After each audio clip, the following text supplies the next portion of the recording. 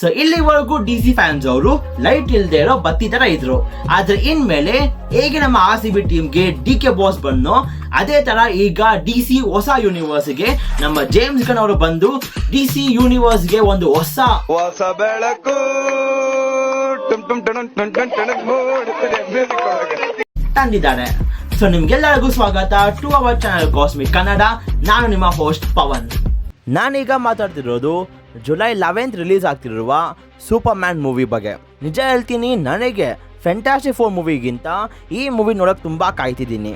ಇಲ್ಲಿ ನಾನು ಯಾವುದೇ ಯೂನಿವರ್ಸ್ ಕೂಡ ಡಬ್ಬ ಅಂತ ಹೇಳಕ್ಕೆ ಹೋಗ್ತಿಲ್ಲ. ಮಾರ್ವೆಲ್ DC ಎರಡೂ ಕೂಡ ನನ್ನ ಕಣ್ತರ ದ ಬಾಯ್ಸ್ ಯೂನಿವರ್ಸ್, ದ ಬಾಯ್ಸ್ಗೆ ಗೊತ್ತಿರತ್ತೆ ಏನದು ಅಂತ. ಸೊ ಇವತ್ತಿನ ವಿಡಿಯೋಯಲ್ಲಿ ಸೂಪರ್ ಮ್ಯಾನ್ ಮೂವಿಯ ಟೀಸರ್ ಬಗ್ಗೆ ಮಾತಾಡೋಣ. ಆಲ್ದೋ ಒಂದೇ ವಿಡಿಯೋಯಲ್ಲಿ ಎಲ್ಲನೂ ಕೂಡ ಕವರ್ ಅಪ್ ಮಾಡೋಕ್ಕಾಗಲ್ಲ. ಸೊ ಎಷ್ಟಾಗುತ್ತೋ ಅಷ್ಟು ಪ್ಲಾಟ್ ಬಗ್ಗೆ ಮಾತಾಡೋಣ ಅಂತ ಹೇಳ್ತಾ ಇವತ್ತಿನ ವಿಡಿಯೋ ಶುರು ಮಾಡೋಣ. Let's go. ನೀವು ಇಲ್ಲಿವರೆಗೂ DC ಮೂವೀಸ್ಗಳು ಯಾವುದೆಲ್ಲ ನೋಡಿದ್ದೀರಾ ಎಲ್ಲನೂ ಕೂಡ ಒಂದು ಸೈಡಿಗೆ ಹಾಕಿ. ಯಾಕಂದರೆ ಜೇಮ್ಸ್ ಗನ್ ಈಗ ಒಂದು ಹೊಸ ಕನೆಕ್ಟೆಡ್ ಯೂನಿವರ್ಸ್ನ ಬಿಲ್ಡ್ ಮಾಡ್ತಿದ್ದಾನೆ. ನೀವು ಆಲ್ರೆಡಿ ಕ್ರಿಯೇಟರ್ ಕಮ್ಯಾಂಡೋಸ್ ಮತ್ತು ಪೀಸ್ ಮೇಕರ್ ನೋಡೇ ಇರ್ತೀರಾ. ನೋಡಿಲ್ಲ ಅಂದರೆ ಇವೆರಡೂ ಕೂಡ ಮಿಸ್ ಮಾಡೋಕ್ಕೆ ಹೋಗಲೇಬೇಡಿ, ತುಂಬ ಚೆನ್ನಾಗಿದೆ. ಜೊತೆಗೆ ಇದರಿಂದನೇ ಮುಂದೆ ಬರ್ತಿರುವ ಸೂಪರ್ ಮ್ಯಾನ್ ಮೂವಿಗೂ ಕೂಡ ಕನೆಕ್ಟ್ ಆಗುತ್ತೆ. ಟೀಸರ್ ಟ್ರೈಲರ್ ನೋಡಿ ನಿಮಗಂತೂ ತಲೆಗೆ ಒಂದು ವಿಷಯ ಬಂದಿರುತ್ತೆ. ಈ ಸೂಪರ್ ಮ್ಯಾನ್ ಯಾಕೆ ನಮ್ಮ ಹೆನ್ರಿ ಕ್ಯಾವಿಲ್ ಸೂಪರ್ ಮ್ಯಾನ್ ಅಷ್ಟು ಸ್ಟ್ರಾಂಗ್ ಆಗಿಲ್ಲ ಅಂತ.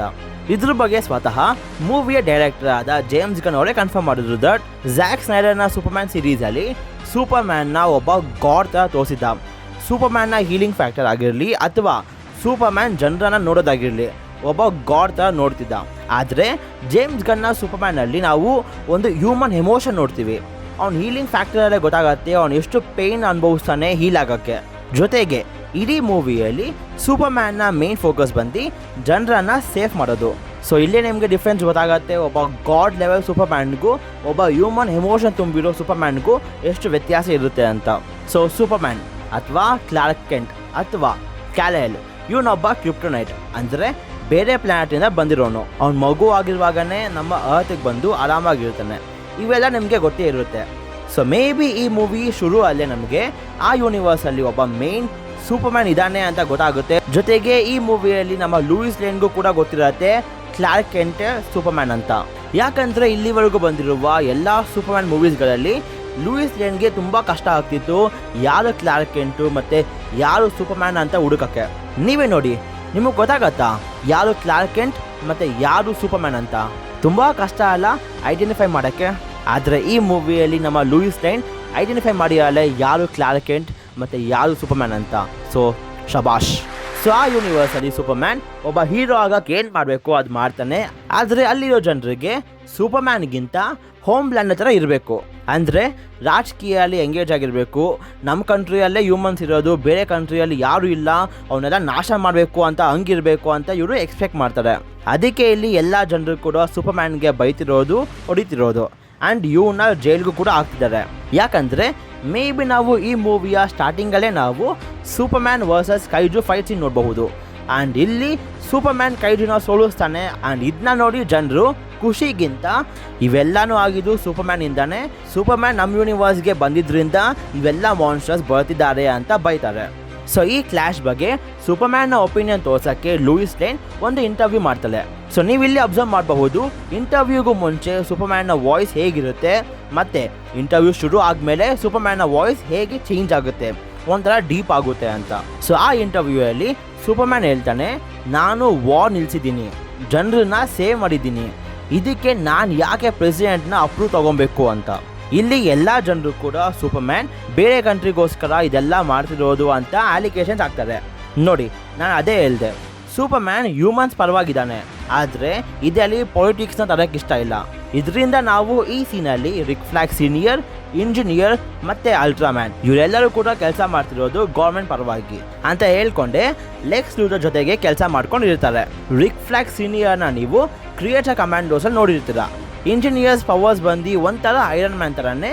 ಆದರೆ ಐರನ್ ಮ್ಯಾನ್ ಹೇಗೆ ನ್ಯಾನೋಟೆಕ್ನ ಯೂಸ್ ಮಾಡಿ ಸೂಟ್ ಮಾಡ್ತಾನೋ ಅದೇ ಥರ ಇಂಜಿನಿಯರ್ ಅವ್ರ ಬಾಡಿ ಒಳಗೇನೆ ನ್ಯಾನೋ ಪಾರ್ಟಿಕಲ್ಸ್ ಇರುತ್ತೆ.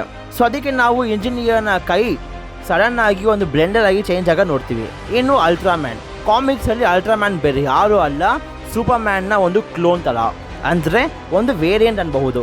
ಅಲ್ಟ್ರಾಮ್ಯಾನ್ ಸೂಪರ್ ಮ್ಯಾನ್ ಅಷ್ಟೇ ಪವರ್ಫುಲ್ ಆಗಿರ್ತಾನೆ, ಆದರೆ ಸೂಪರ್ಮ್ಯಾನ್ಗೆ ಹೇಗೆ ಸನ್ ರೇಸಿಂದ ಪವರ್ ಬರುತ್ತೋ ಅದೇ ಥರ ಅಲ್ಟ್ರಾಮ್ಯಾನ್ಗೆ ಕ್ರಿಪ್ಟೋನೈಟಿಂದ ಪವರ್ ಬರುತ್ತೆ. ಆದರೆ ಈ ಮೂವಿಯಲ್ಲಿ ಅಲ್ಟ್ರಾಮ್ಯಾನ್ನ ಒಂದು ವೇರಿಯಂಟ್ ಅಥವಾ ಒಂದು ಕ್ಲೋನ್ ಆಗಿ ತೋರಿಸೋ ಡೌಟೇ. ಮೇ ಬಿ ಲೆಕ್ಸ್ ಲೂಥರ್ ಸೂಪರ್ಮ್ಯಾನ್ನ ಜೀನ್ ಇಟ್ಕೊಂಡು ಒಂದು ಡೂಪ್ಲಿಕೇಟ್ ವರ್ಷನ್ನ ಕ್ರಿಯೇಟ್ ಮಾಡಿರಬಹುದು. ಮೂವಿಯಲ್ಲಿ ತುಂಬ ವಿಲನ್ಸ್ ನೋಡ್ತೀವಿ.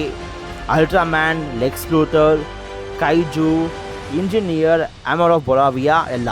ಸೊ ಆಮರ್ ಆಫ್ ಬೊರಾವಿಯಾ ಮೇ ಬಿ ಈ ವಾರ್ಗೆ ಕನೆಕ್ಟ್ ಆಗಿರಬಹುದು. ಸೊ ಈ ವಾರಲ್ಲಿ ಒಂದು ಸೈಡ್ ಬೊರಾವಿಯಾ ಆಗಿರಬಹುದು. ಸೂಪರ್ಮ್ಯಾನ್ ಯಾವಾಗ ವಾರ್ನ ನಿಲ್ಲಿಸಿದ್ನೋ ಆ ಸೂಟ್ ಹಿಂದೆ ಇರೋ ಒಬ್ಬ ಸೂಪರ್ಮ್ಯಾನ್ನ ಸಾಯಿಸಕ್ಕೆ ಬಂದಿರಬಹುದು.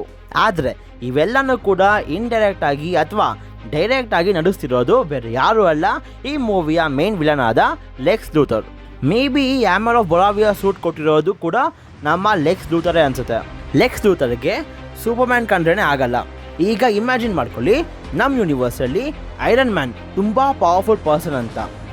ಆಗ ಸಡನ್ ಆಗಿ ನೀವು ಸೆಂಟ್ರಿ ಕಳ್ಕೊಂಬಂದ್ಬಿಟ್ಟು ಐರನ್ ಮ್ಯಾನ್ ಏನಕ್ಕೂ ಯೂಸ್ ಇಲ್ಲ, ಸೆಂಟ್ರಿನೇ ತುಂಬ ಪವರ್ಫುಲ್ ಪರ್ಸನ್ ಅಂತ ತೋರಿಸಿದ್ರೆ ಐರನ್ ಮ್ಯಾನ್ಗೆ ಉರಿ ಅಲ್ವಾ? ಈ ಸೀನಲ್ಲಿ ಲೆಕ್ಸ್ ಲೂಥರ್ ಮತ್ತು ಅವನ ಟೀಮ್ ಸೂಪರ್ಮ್ಯಾನ್ನ ಬೇಸ್ ಅಂದರೆ ಫೋರ್ಟ್ರೆಸ್ ಆಫ್ ಸಾಲಿಟ್ಯೂಡ್ಗೆ ನುಗ್ಗಿ ಎಲ್ಲ ಡೆಸ್ಟ್ರಾಯ್ ಮಾಡ್ತಿದ್ದಾನೆ.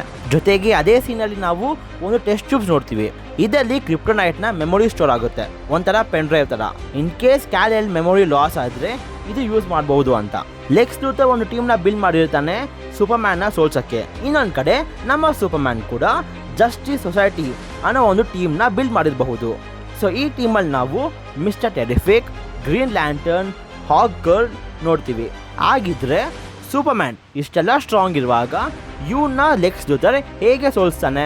ಮೆಟಮಾರ್ಫೋ ಈ ಕ್ಯಾರೆಕ್ಟರ್ನ ನೀವು ನೋಡಿರ್ತೀರ. ಕಾಮಿಕ್ಸಲ್ಲಿ ಮೆಟಮಾರ್ಫೋ ಅವನ ಬಾಡಿನ ಯಾವುದೇ ಒಂದು ಫಾರ್ಮ್ ಆಗಿರಲಿ ಚೇಂಜ್ ಮಾಡಬಹುದು. ಸೊ ಈ ಸೀನಲ್ಲಿ ಸೂಪರ್ಮ್ಯಾನ್ ಮತ್ತು ಮೆಟಮಾರ್ಫೋ ಇಬ್ಬರು ಒಟ್ಟಿಗೆ ಜೈಲಲ್ಲಿ ಹಾಕಿದ್ದಾರೆ. ಮೆಟಮಾರ್ಫೋ ಕ್ರಿಪ್ಟೋನೈಟ್ ಆಗಿ ಚೇಂಜ್ ಆಗಿ ಸೂಪರ್ಮ್ಯಾನ್ನ ವೀಕ್ ಮಾಡಿರಬಹುದು.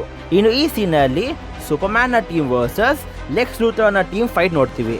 ಇಲ್ಲಿ ಮಿಸ್ಟರ್ ಟೆರಿಫಿಕ್ನ ಯಾರೋ ಸರಿಯಾಗಿ ಹೊಡೆದಿದ್ದಾರೆ, ಆದರೆ ಸೂಪರ್ಮ್ಯಾನ್ಗೆ ಅಲ್ಟ್ರಾಮ್ಯಾನ್ ಪವರ್ನ ಡಾಡ್ಜ್ ಮಾಡೋಕ್ಕಾಗಿಲ್ಲ. ಯಾಕಂದರೆ ಇಬ್ರು ಕೂಡ ಒಂದೇ ಲೆವೆಲಲ್ಲಿ ಫೈಟ್ ಇರುತ್ತೆ. ಸೊ ಈ ಮೂವಿ ಅಂತೂ ಒಂದು ಎಮೋಷನಲ್ ರೋಲರ್ ಕೋಸ್ಟರ್ ಆಗಂತೂ ಇರುತ್ತೆ.